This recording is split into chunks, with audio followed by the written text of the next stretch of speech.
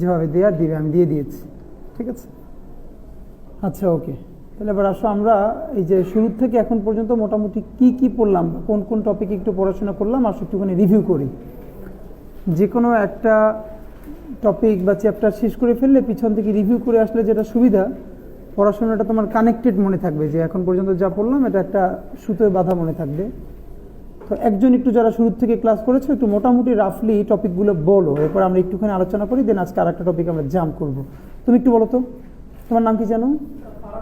ফারাবি। ফারাবি বলো তো, যে বসে বসে সব বসে বসে। হ্যাঁ,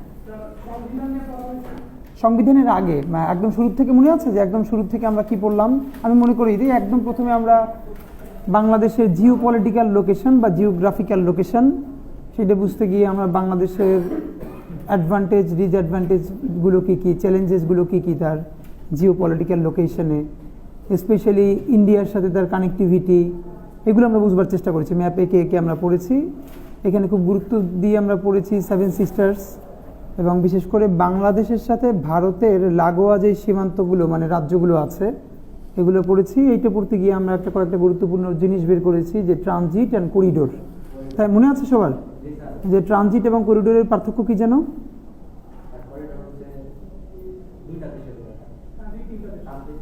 মানে প্রথম এক দেশ দ্বিতীয় দেশ ব্যবহার করে যখন তৃতীয় দেশে পৌঁছবে সেটা হলো, যেমন বাংলাদেশ ভারতের ভূমি ব্যবহার করে যদি নেপাল যায় দ্যাট ইজ ট্রানজিট, কিন্তু পশ্চিমবঙ্গ থেকে ভারত বাংলাদেশে ভিতরে ঢুকে যদি ত্রিপুরায় যায় তাহলে ইন্ডিয়া বাংলাদেশ হয়ে আবার ইন্ডিয়ায় প্রবেশ করলো, দ্যাট ইজ কল্ড করিডোর। সুতরাং বাংলাদেশের সাথে ইন্ডিয়ার যেটাই দেবে এটা কোনোটাই ট্রানজিট না, এটা হলো করিডোর। বরং বাংলাদেশের সাথে নেপালের, ভুটানের, হ্যাঁ এইটা যদি হতে চায়, অথবা ধরো ভারত বাংলাদেশের মধ্য থেকে মিয়ানমার পর্যন্ত পৌঁছতে চায়, এইটি হতে পারে ট্রানজিট, ঠিক আছে। সেই ক্ষেত্রে আমরা বলেছি যে পাশে বৃহত্তর শক্তিশালী দেশকে কোনো ছোট দেশে কোনো দিন করিডোর দেয় নাই, তবে ট্রানজিট দেওয়ার প্র্যাকটিস আছে, এবং ট্রানজিট থেকে একটা রাষ্ট্রের অনেক টাকা কামাই হয়, এটা সত্য কথা, এবং এটার প্র্যাকটিসটা আছে। তারপরে আমরা কি পড়েছি জিওগ্রাফিক্যাল লোকেশনের পরে? হ্যাঁ, ডক্ট্রিন অফ নেসেসিটি, এটা একটা টার্ম বলেছিলাম। কি জানো ডক্ট্রিন অফ নেসেসিটি? ডক্ট্রিন কথাটার মানে কি জানো? আজকে আমরা সব ভেঙে ভেঙে একটুখানি রিভিউ করে আসবো, কারণ এর মধ্যে তোমরা কেউ ক্লাস মিস করে গেছো, যাতে তারাও একটু কানেক্ট করতে পারো। আর পুরো পড়াশোনাটা মাঝে মধ্যে তুমি কানেক্ট না করলে, ডক্ট্রিন মানে মতবাদ, ডক্ট্রিন মানে মতবাদ, আর নেসেসিটি মানে কি? প্রয়োজনীয়তা। এর মানে ধরো তোমার একটা নিয়ম আছে, আইন আছে, কিন্তু তুমি এমন একটা ক্রাইসিসে পড়ে গেছো যেই ক্রাইসিসে তোমার যে বিদ্যমান আইন, এইখান থেকে ক্রাইসিস থেকে উঠে আসতে তোমাকে কি করতেছে না, এই আইন, বিদ্যমান আইনি কাঠামো তোমাকে সাপোর্ট করতেছে না, বা কোনো জানালা খোলা নাই, তখন ওই প্রয়োজনের তাগিদে, প্রয়োজন মোকাবেলায় তুমি যে আইন করো বা যে স্টেপটা নাও, এইটাকে সাধারণত পলিটিক্যাল সায়েন্সে বলা হয় ডক্ট্রিন অফ নেসেসিটি। হ্যাঁ, যে কারণ প্রয়োজনের তাগিদে করতে হয়েছে। তো এইটা আমরা বলেছিলাম যে এরকম মাঝে মধ্যেই কোনো রাষ্ট্রের জন্য যখন ক্রাইসিস তৈরি হয়, তবে ডক্ট্রিন অফ নেসেসিটির সাধারণত এটা একটা পলিটিক্যাল কনসেনসাস বা রাজনৈতিক সমঝোতার মাধ্যমে হতে হয়। ওকে, তারপরে বুঝি নেই। অ্যাট ল, ও আচ্ছা আচ্ছা, সরি। আচ্ছা, আমরা সংসদের মধ্যে বলেছিলাম যে সংসদে আইন পাশের জন্য যখন খসড়া উত্থাপন করা হয়, দ্যাট ইজ কল্ড বিল। এটাকে বলে বেসরকারি বিল, অথবা শুধু বিল বললেও হয়, যে বিল উত্থাপিত হয়েছে। আর এই বিলটা যখন পাস হয়ে রাষ্ট্রপতির স্বাক্ষর হয়ে যায়, তখন ইট বিকামস অ্যান অ্যাক্ট, এটা কি হয়ে যায়? আইন হয়ে যায়। হ্যাঁ, তো এইটাই। আর ল বলতে আসলে আমরা যে আইনের যে সামগ্রিক ব্যাপারটাকে একসাথে ল বলা হয়, কিন্তু স্পেশালি কোনো একটা বিধানকে, এটাকে যেমন তোমরা লেখা দেখবে না কোথাও যে ল অফ 1956, লেখা আছে অ্যাক্ট অফ 1956, বুঝতে পেরেছো কিনা? এর মানে এটা একটা পার্লামেন্টারি টার্ম, যে তুমি যখন এটাকে প্রস্তাব আকারে থাকে, যতক্ষণ না পর্যন্ত পাস হয় ততক্ষণ এটার নাম হয় বিল, আর এটা যখন পাস হয়ে যায় তখন এটা হয়ে যায় অ্যাক্ট। আর এই পুরো আইনি কাঠামোটা, এটা হলো ল। এই ল থেকে আরেকটা মনে রাখবো যে লেজিসলেশন বা লেজিসলেচার মানে কি জানো? আইন পরিষদ। হ্যাঁ, লেজিসলেচার, এই সংসদের আমরা তো পার্লামেন্ট বলি, কিন্তু এইটার একটা আইনি কাঠামো আছে। পলিটিক্যাল সায়েন্সে এটাকে ধর বাংলাদেশের আইন সংসদকে আমরা বলি সংসদ, কোথাও আর অনেকগুলো নাম আছে বিভিন্ন জায়গায়, কংগ্রেস, এরকম অনেক জায়গা। কিন্তু এটাকে মূলত একদম পলিটিক্যাল টার্মে আইনি ভাষায় বলা হয় লেজিসলেচার। লেজিসলেচার, হ্যাঁ। তারপরে এক্স্যাক্টলি লিঙ্গুয়া ফ্রাঙ্কা। আলাপ করতে ভালো হচ্ছে, ছোট ছোট নোটগুলো ঘুরে ফিরে আসলে রিভিউ হয়ে যায়। আজকে আমরা একটা রিভিশন দিয়ে পরে সামনের দিকে যাব। লিঙ্গুয়া ফ্রাঙ্কা কি যেন বলেছিলাম? লিঙ্গুয়া ফ্রাঙ্কার প্রথম কথা হলো কমন ল্যাঙ্গুয়েজ। কমন এর মানে যেটা তোমারও মাতৃভাষা না, আমারও মাতৃভাষা না, কিন্তু এমন একটা ল্যাঙ্গুয়েজ যেটার মাধ্যমে আমরা মূলত কমিউনিকেট করি। যেমন ধরো তুমি সৌদি এম্বাসিতে ডকুমেন্টস জমা দিবা, তার মাতৃভাষা আরবি, তোমার মাতৃভাষা বাংলা, কিন্তু তুমি ফাইল জমা দিতেছো ইংলিশে। এর মানে এই যে দুনিয়া জোড়া এই যে কমন ল্যাঙ্গুয়েজ, এইটাকে বলে লিঙ্গুয়া ফ্রাঙ্কা। এটা মূলত একটা ফরাসি টার্ম, হ্যাঁ, ওকে। তো এই লিঙ্গুয়া ফ্রাঙ্কার গল্প এসেছিল ওই যে 1947-48 পরে, মানে ওই জিন্না যখন এসে বললেন যে Urdu shall be the state language. এই যে স্টেট ল্যাঙ্গুয়েজ বলেছে, তারপরে তখন আমরা বলেছিলাম আসলে সে কি মাতৃভাষা বলেছিল কিনা নাকি রাষ্ট্রভাষা বলেছে। তো রাষ্ট্রভাষা আর মাতৃভাষা তো এক না। এরপরে আমরা বলেছিলাম যে পাকিস্তান তো কয়েকটা প্রদেশ ছিল, তো গোটা পাকিস্তানের লিঙ্গুয়া ফ্রাঙ্কা হবে উর্দু, এইটা নিয়ে এসে বলেছিল। কিন্তু পাকিস্তানের যে আরও ভিন্ন ভিন্ন প্রদেশ আছে, প্রভিন্স আছে, পূর্ব পাকিস্তান একটা, ওদিকে সিন্ধু, এইগুলো মিলে 4-5টা যে ছিল, তাদের প্রত্যেকটা নিজস্ব আবার পার্লামেন্ট আছে কিনা জানো কিনা? যখন এরকম ধরো ইন্ডিয়া থেকে বুঝাই, ইন্ডিয়ার একটা কেন্দ্রীয় পার্লামেন্ট আছে, মানে যখনই এই সিস্টেমে তোমার রাজ্য মানে ব্যবস্থা হয়, এটাকে বলে ফেডারেল সিস্টেম, মনে রাখবা। আমাদের হলো এককেন্দ্রিক সরকার ব্যবস্থা, আর ফেডারেল সিস্টেম মানে হলো আমেরিকান প্যাটার্ন, যেটা ভারতে আছে। মানে হলো তুমি একটা কেন্দ্রীয় সরকার, প্যারালালে কি থাকবে? রাজ্য সরকার। এখন ধরো ভারতের যে প্রত্যেকটা রাজ্য সরকার আছে, সেই প্রত্যেকটা রাজ্য সরকারের মধ্যে একটা অ্যাসেম্বলি বা পার্লামেন্ট আছে কিনা? আছে কিন্তু। যেমন ধরো এই যে পশ্চিমবঙ্গের মধ্যে একটা কি আছে? ওই পশ্চিমবঙ্গের রাজ্য সরকারের মধ্যে কিন্তু একটা পার্লামেন্ট আছে, আবার কেন্দ্রেও তাদের কি আছে? প্রতিনিধিত্ব আছে। তো এই প্যাটার্নটা তো পাকিস্তান তো তখন এই ফেডারেল সিস্টেম ছিল, তখন সেটা বলেছিল যে এই স্টেট টু স্টেট, কেন্দ্রের সাথে স্টেটের যোগাযোগের ভাষা হবে উর্দু, কিন্তু এই প্রত্যেকটা প্রদেশের নিজস্ব ভাষা কি হবে সেইটা ঠিক করবে ওইখানকার স্থানীয় পার্লামেন্ট। এখন তুমি এইটা বাংলার চিন্তা না করে তুমি যদি গোটা পাকিস্তানের কথা চিন্তা করো, এখন ধরো তুমি একটা মেইল পাঠাইলা, চিঠি পাঠাইলা ইসলামাবাদে বাংলায়, আর সিন্ধিরা পাঠাইলো সিন্ধি ভাষায়, রাইট? এরকম 3-4, তাহলে তো আবার প্রত্যেকটা ল্যাঙ্গুয়েজের জন্য আবার হেড অফিসে ইন্টারপ্রেটার লাগবে, এটা তো সম্ভব না। এই জন্য বলেছে স্টেট টু স্টেট। এই লিঙ্গুয়া ফ্রাঙ্কাটা হবে কি? ইংলিশ, উর্দু। আর নিজেদের পার্লামেন্টারি ভাষা কি হবে, স্কুল কলেজের কি, সেটা ঠিক করবে। যেমন এইখানকার স্বাভাবিকভাবে পার্লামেন্টারি ভাষা কি হবে? বাংলা। আবার যদি সিন্ধিতে হয় তাহলে তারা করবে কি? সিন্ধ, এরকম করে। তোমরা এই ফাঁকে একটা বইয়ের নাম বলে রাখি, তোমরা যদি এই গল্প খুব ভালো করে পড়তে চাও, ওই সময় ডকুমেন্টেড কথা তো আন্দাজে বললে হবে না। একটা বইয়ের নাম আছে আমরি বাংলা ভাষা, ফাহমিদুর রহমানের লেখা। আমরি বাংলা ভাষা, আমাদের বাংলা ভাষা কেন্দ্রিক যে রাজনীতিটা করা হয়েছে, এই রাজনীতির ফাহমিদুর রহমান, উনি মূলত একজন মনোবিজ্ঞানী, কিন্তু উনি খুবই, হ্যাঁ, আমরি বাংলা ভাষা। হ্যাঁ, ওই যে গান শোনো না যে মোদের গর্ব মোদের আশা আমরি বাংলা ভাষা, এই যে এই আমরি বাংলা ভাষা ওনার বইয়ের নাম। তোমরা চাইলে আরও একটা বইয়ের নাম ওনার লিখে রাখো, তোমাদের যদি হিস্ট্রি নিয়ে কারো বেশ আগ্রহ থাকে, ছোট পাতলা বই, কিন্তু এটা তোমাকে খোরাক দিবে, বঙ্গ বাংলা বাঙালি। বঙ্গ বাংলা, এই দুটো খুব কানেক্টেড, এই জন্য বললাম, কারণ হলো এই যে আমরা বাঙালি জাতি কবে থেকে হয়ে উঠলাম, বুঝতে পেরেছো কিনা, এইটা তো তোমার জানা দরকার।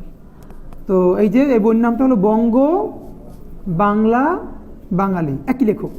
এটা পাতলা বই, তোমরা আগ্রহ থাকলে কিনে পড়তে পারো। আর ইংলিশ, এইটা আমি ত্রিগুলির ক্লাসে বলতাম না, কিন্তু ইংলিশে যেহেতু তোমরা তো বৃহত্তর অর্থে লিটারেচারই পড়বা, এবং সেই হিসেবে এগুলো তোমার জন্য কাজে লাগতে পারে।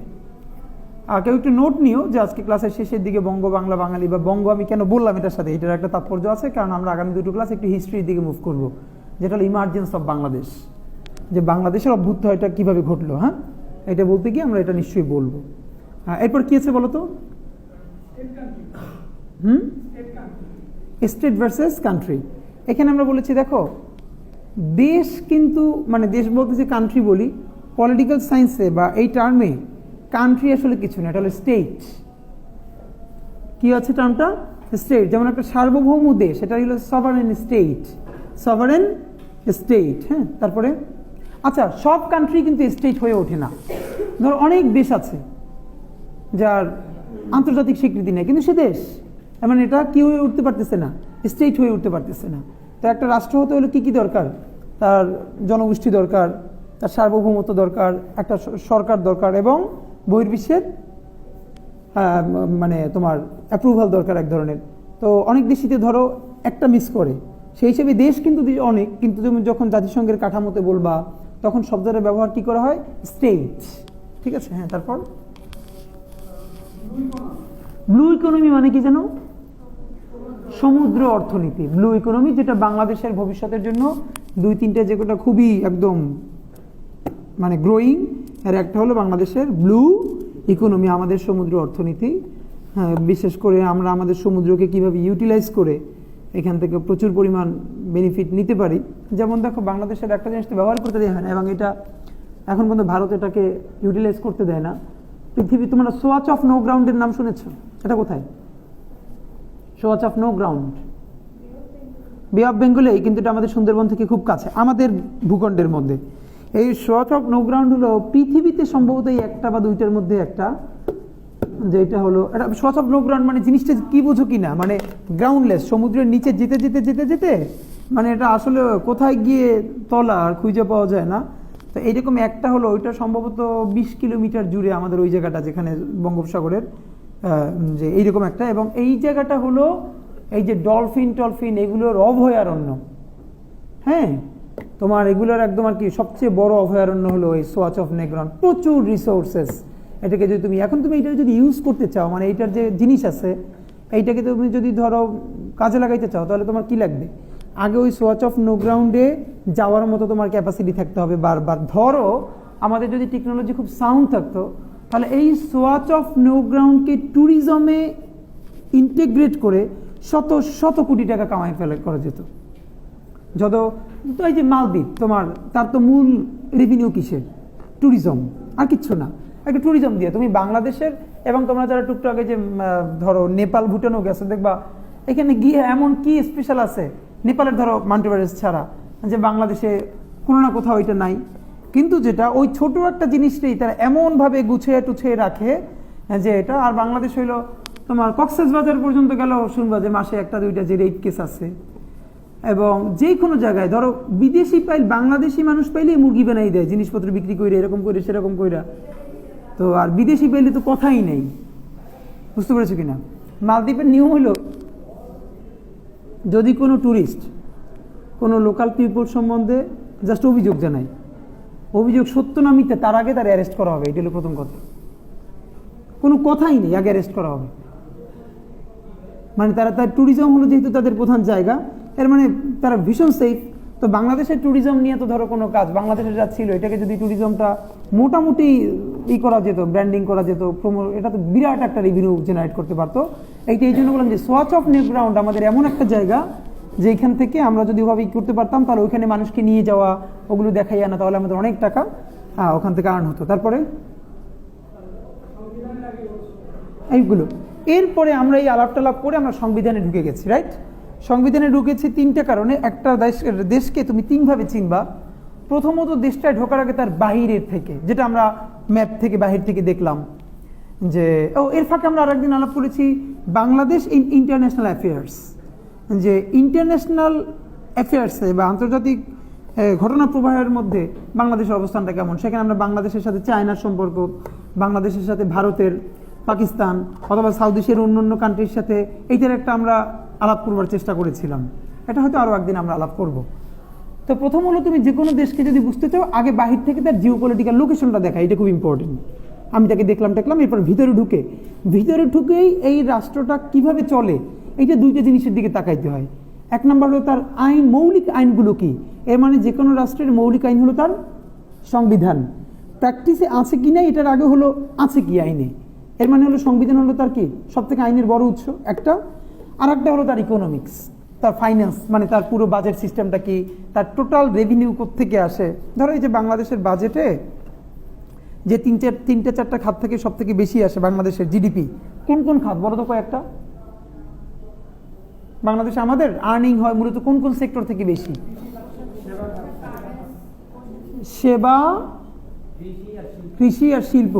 এখন ধরো গার্মেন্টস কোন খাতের মধ্যে? শিল্প। সেবা খাতের মধ্যে কি কি? চিকিৎসা, পরিবহন, তারপর শিক্ষা, তারপর আসলটাই বলো না যেটা সেবা খাতের সব থেকে বড় ইনকাম। সেবা খাতের মধ্যে সব থেকে যেটা বড়, যেখান থেকে রেভিনিউ বড় হয়, হ্যাঁ না না, ওষুধ ইন্ডাস্ট্রি। শোনো, এটা অনেকে কনফিউজ করে ফেলে। ওষুধ তুমি যখন কিনো তোমার জন্য হইলো এটা সেবা, যে বিক্রি করে তার জন্য কি? তার জন্য তো বিজনেস, মানে ওটা ইন্ডাস্ট্রি। বুঝতে পেরেছো কিনা? আরে সেবা খাতের সব থেকে বড় জায়গাটা বলতে পারো নাই, টেলিকমিউনিকেশন। এইখান থেকেই সব থেকে বেশি আর্ন সেবা খাতের। এই যে হাজার হাজার কোটি টাকা তোমার এই যে ফোনে কথা বলো আর যে ভ্যাট ট্যাক্স কাটে কয়েক জায়গায়, এইটাকে যায় করি, এইটা তো এই সেবা খাত থেকে। তো হলো সেবা খাত, তারপরে ইন্ডাস্ট্রি। ইন্ডাস্ট্রির মধ্যে হলো কোনটা কোনটা? অবশ্যই এক নম্বরে রেডিমেড গার্মেন্টস, যেটা ডিক্লাইনিং, বাংলাদেশের জন্য অশনি সংকেত, এবং ইন্ডিয়ার এখানে একটা বিরাট আছে, মানে ভূমিকা আছে এটা ডিক্লাইনিং করার ক্ষেত্রে। এরপরে আর আস্তে আস্তে সব থেকে কন্ট্রিবিউশন কমে যাচ্ছে কোনটার? তিনটে খাতের মধ্যে সেবা, শিল্প, কৃষি। কমে যাচ্ছে কোনটার? কৃষি। আর এক সময় ছিল কৃষি সব থেকে কী করতো? বেশি রেভিনিউ জেনারেট করতো। যদিও যাদের জিডিপি ভালো তাদের কারোরই প্রধান রেভিনিউ কৃষি থেকে আসে না। এর মানে আবার এই না এখন বাংলাদেশের কৃষি থেকে ধরো তুমি স্বাভাবিকভাবে ধরে নাও কৃষি তো প্রতিদিন ডিক্লাইনিং। ধরো কৃষি থেকে কমে গেলে এটা তোমার ইস্যু না, কিন্তু তুমি খাবা কি? এখন তুমি তোমার কৃষি কমাই ফেলার পরে তারপর খাওয়া তো তোমার লাগবে, নিজে উৎপাদন করার বাইরে থেকে আনো। এর মানে কি তুমি তারপরে কি করবা? ইম্পোর্ট করবা। তো ইম্পোর্ট করা মানে কি বোঝো? ইম্পোর্ট করা মানে হলো তোমার রিজার্ভ থেকে সব টাকা বাইরে দেওয়া, ফাঁকা করে ফেলা। একটা দেশ কয়েকটা ইন্ডিকেটর দেখে এইটার মান কেমন এটা দেখে ইন্টারন্যাশনালি। নাম্বার ওয়ান হলো প্রথমে তাকায় তার বৈদেশিক কত, মানে যেটা আমরা ফরেন কারেন্সি বলি না, রিজার্ভ। কেন্দ্রীয় ব্যাংকে রিজার্ভ কেমন তার, কারণ তোমার ব্যাংকে তোমার রিজার্ভ কত এইটার উপরে ডিপেন্ড করে তুমি কার কাছ থেকে কত লোন পাবা, কার সাথে কত নেগোশিয়েট করতে পারবা। যেমন হাসিনা তো এইটারে তোমার রিজার্ভ কমাইতে কমাইতে একদম 10 কাছে নিয়ে আসছিল। এই সরকারের ইতিমধ্যে একটা সাফল্য যে এইটার ইতিমধ্যে অনেকখানি সামনে নিয়ে গেছে। নাম্বার 2, তার ঋণ কত, বৈদেশিক ঋণ। তো এই যে ডেভেলপমেন্ট করছে দুনিয়ার সব ঋণ কইরে তলাইয়া, মানে এলাকায় এক ধরনের লোক আছে দেখবা কেমনি ফুটানি করে 10 দোকানে টাকা পায় কিন্তু মুরগি ছেড়া ভাত খায় না। দেশি চাল, মানে গপ্পর শেষ নাই, খাবে 3 বেলা ওস্তাদি খাওয়া, কিন্তু এমন কোনো দোকান এলাকায় নাই তার কাছে টাকা পায় না। এইটা একটা ফুটানি। আর এক মানুষ হয়েছে খায় ডাল ভাত যা খাইটা থাকে তার কাছে 1 পয়সাও কেউ পায় না।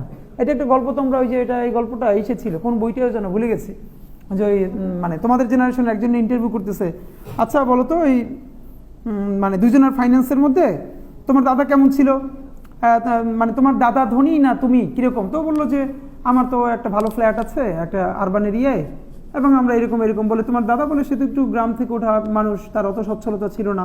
তারপরে গল্প যে আচ্ছা সে তার ফ্যামিলিতে কয়জন খেতে, বলে সে প্রতিবেলায় আমার দাদার পরিবারে আমরা 20 জন খেতাম, মানে তখন আমার সবাই। তোমার দাদার ঋণ ছিল কত? না তার ঋণ টিন ছিল না। এরকম অনেক গল্প।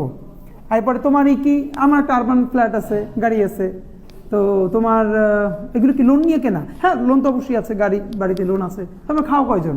আমার ফ্যামিলিতে আমরা 4-5 জন। এবার বলছে তুই ধনী বেটা না, ধনী তুই, 20 জন খাইছে, এরপরে 1 টাকাও লোন নাই। এরপরে সেই আর তারে বলতেছো সে তো একটু অসচ্ছল ছিল, আর তুমি বিরাট সচ্ছল হয়ে গেছো, তোমার গাড়ি ও লোনের, বাড়ি ও লোনের, খাওয়া মাত্র 4 জন। বুঝতে পারছো? এই হলো অবস্থা। তো যাই হোক, এইটা আমি কেন বললাম যে একটা দেশ এভাবে দেখে। একটা দেশকে তুমি যে তারা কীভাবে ট্রিট করবা, তার রিজার্ভ কত আছে, এই রিজার্ভের উপরে ডিপেন্ড করে তুমি IMF থেকে কত লোন পাবা, ওয়ার্ল্ড ব্যাংক থেকে কত লোন পাবা। কারণ কেউ তোমার তার চেয়ে বেশি লোন দিবে না, সে তুমি যদি লোন দিতে ফেল করো তাহলে রিজার্ভ থেকে যেন দিয়ে মিটাইতে পারো। ওই যে মানুষ বলে না তেলে মাথায় তেল দেয়া, এইটাই। তোমার আমি সেই টাকা লোন দিব, তুমি দিতে না পারলে তোমার বাসায় ফার্নিচার বেচে যেন নিয়ে আসতে পারি।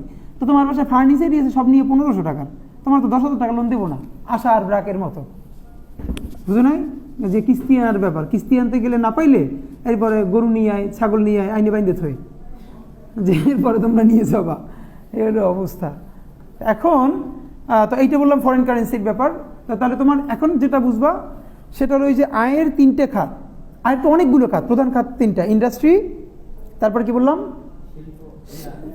ইন্ডাস্ট্রি, এগ্রিকালচার অ্যান্ড সার্ভিস আর কি, যেটা সেবা খাত ধরো। এখন এইটার মধ্যে স্বাভাবিকভাবে বাংলাদেশে গ্রোয়িং হলো সেবা খাত, ডিক্লাইনিং কোনটা, কৃষিখাত।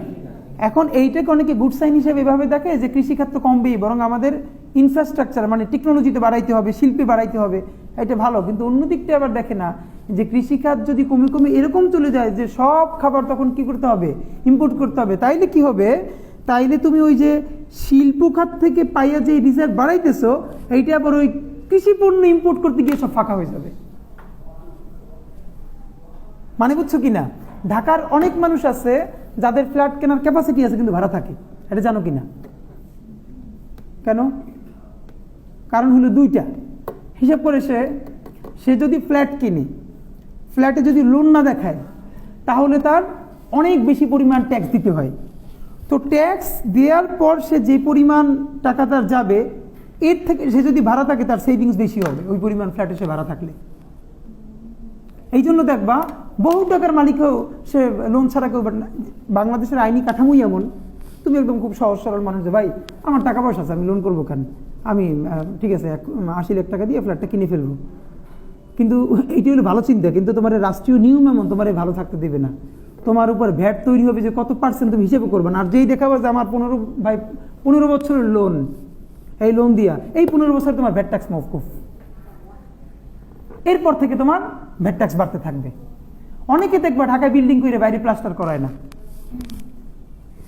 এগুলোর তো পলিসি আছে, বাড়ি কমপ্লিট না ভাই, করতে পারতেছি না এই জন্য ট্যাক্স কম, বুঝো নাই?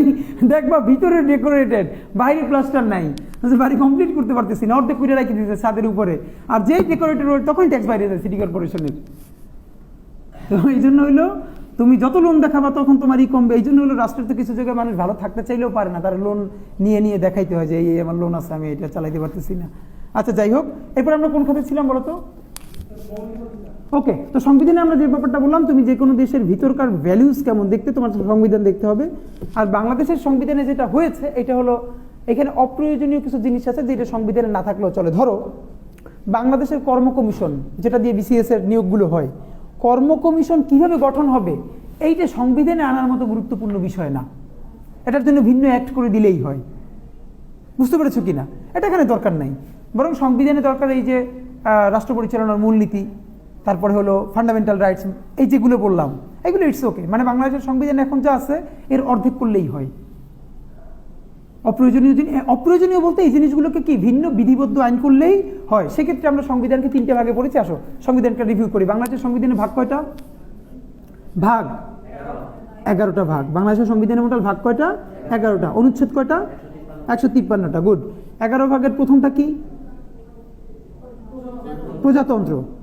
এরপরে 2 নম্বরে রাষ্ট্র পরিচালনার মূলনীতি, 3 মৌলিক অধিকার, 4 নির্বাহী বিভাগ, 5 আইন বিভাগ, 6 বিচার বিভাগ, 7 নির্বাচন, 8 মহাহিসাব নিরীক্ষক ও নিয়ন্ত্রক, 8 কর্ম কমিশনে যেটা বললাম, 9 কি না 10 হলো সংবিধান সংশোধন। হ্যাঁ না, ওটা তো মৌলিক অধিকারের মধ্যে একটা পার্ট, কোনটা যেন মিস করে আসছে অথবা 2বার বলছে। নির্বাচন তো বলছি, তাহলে একটা ডাবল বলা হয়েছে। আর 11 নম্বর হলো বিবিধ।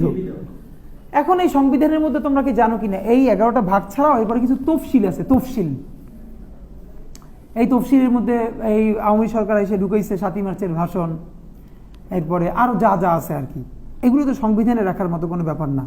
আচ্ছা একটা টার্ম দেখি পারো কিনা তোমরা, এইটা নিয়ে তো আলোচনা চলতেছে, দেখি লেখো তো যে হাসিয়া মানে কি। হাসিয়া সংবিধানের একটা গুরুত্বপূর্ণ টার্ম, দেখি পারো কিনা কেউ। আর ইয়ে নেই, মার্কারি নেই, হয় আকার, এরপরে লেখো তালব্য রস্য ইকার অন্তস্থি আকার, হাসিয়া সংবিধানের এটা একটা টার্ম, বলতে পারো হাসিয়া কি? কেউ বলতে পারলে এক কাপ কফি খাওয়াবো, বলো।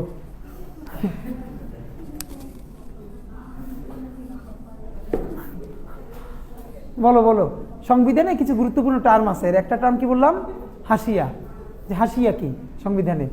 শোনো আমি তোমাদেরকে একটু বলি, আমি তোমাদের তো এই ডিসেম্বরেই কুইজ শুরু হবে, আমি কিন্তু এরকম ছোট ছোট প্রশ্ন করব টেকনিক্যাল টার্ম দিয়া।